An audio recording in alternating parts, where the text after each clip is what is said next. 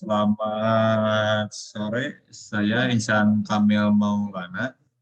Di sini saya akan menjelaskan mengenai tugas saya, yaitu mazhab desainnya timeline dari Swiss Style. Dan di sini ada beberapa era dari Swiss Style ya, dari 1908 sampai kebangkitannya di 1960.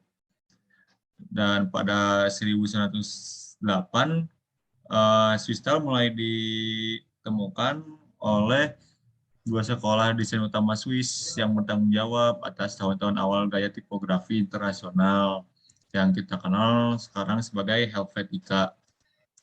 Nah, Swiss Style ini biasanya sesuai dengan penyesuaian grid yang mudah dibaca, sehingga para desainer di Swiss itu terpengaruh juga atas gaya ini.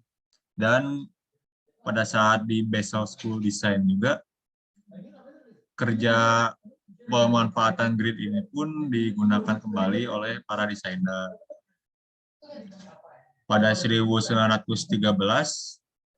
Swiss Workbund atau Schweizer Workbund didirikan pada tahun 1913 pada model Jerman yang memberikan dorongan besar untuk pengembangan industri percetakan dan grafis di Swiss. Nah, jadi Swiss Workbund itu kayak sebagai model apa ya, desain grafis di Jerman gitu, kayak perkumpulan para desainer grafis di Jerman. Mereka mengumpulkan desainer-desainer yang ada di Swiss untuk menemukan beberapa gaya desain baru. Dan lalu pada 1918, Ernest Keller, seorang profesor, dosen di kampus Kunstgewerbeschule Zurich, dan maaf kalau pelafalannya salah, dia menjadi profesor di sana, lalu mulai mengembangkan kursus desain grafis dan tipografi. Nah, metode belajar dari Ernest Keller ini sangatlah unik. Jadi si mahasiswa itu tidak diberikan suatu permasalahan itu, akan tetapi si mahasiswa inilah yang harus mencari masalah tersebut, lalu mahasiswa tersebut dibebaskan untuk mencari solusi sebebas-bebasnya. Dan Ernest Keller pun mendukung dalam pemikiran education freedom gitu. Jadi kebebasan belajar pada mahasiswa di Swiss pada masa itu.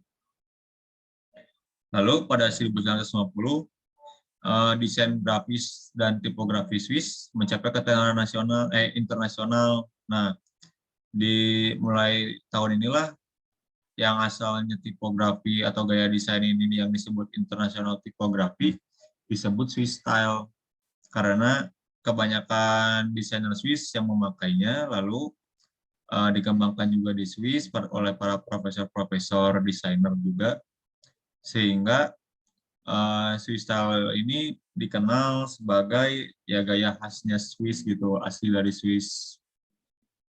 Lalu pada 1957, penggunaan tata letak grid dan jenis huruf Helvetica yang dikembangkan oleh Max Mildinger, desainer berbasis Basel yang di Basel, menggunakan tata letak grid lebih selektif dan menyukai jenis huruf yang universe atau Adrian Futriger. Lalu ada Adrian Futriger yang menjadi tipografi kedua yang diluncurkan di pasar. Nah, pada tahun 1957 ini, tipografi Helvetica yang sering digunakan pada Swiss style ini mulai dipasarkan ke berbagai negara gitu. Jadi si tipografi Helvetica ini tuh didagangkan oleh penciptanya, Max Dillinger, ke berbagai negara untuk dijual lagi. Seperti kayak pemakaiannya juga, Helvetica sangat dipakai oleh negara-negara lain untuk perikanan atau poster acara yang mengedepankan informasi dibanding visual. Lalu pada tahun 1959,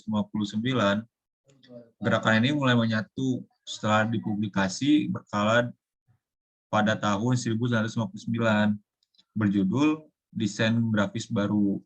Nah, publikasi buku ini pun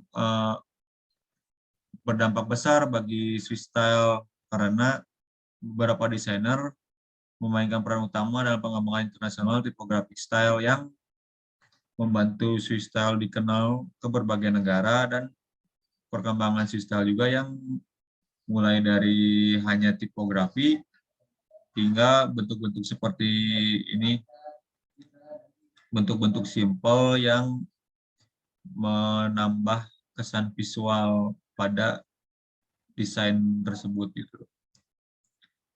Dan lalu pada 1960, Joseph Muller Brockman mendirikan sekaligus menjadi ko-editor jurnal 3 bahasa New Graphic Design yang menyebarkan prinsip Swiss Design secara internasional. Nah, disinilah era teratas Swiss Style Joseph Muller ketika menjadi ko-editor dan mendirikan New Graphic Design, dia mulai menyebarkan Swiss Style lebih gempar gitu ke berbagai negara, tidak hanya Eropa, Asia, Afrika, baik pun Australia juga dia sebarkan lewat ini di studionya dia ini, yaitu New Graphic Design.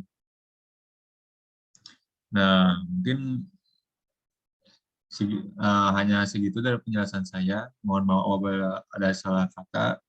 Wassalamualaikum warahmatullahi wabarakatuh.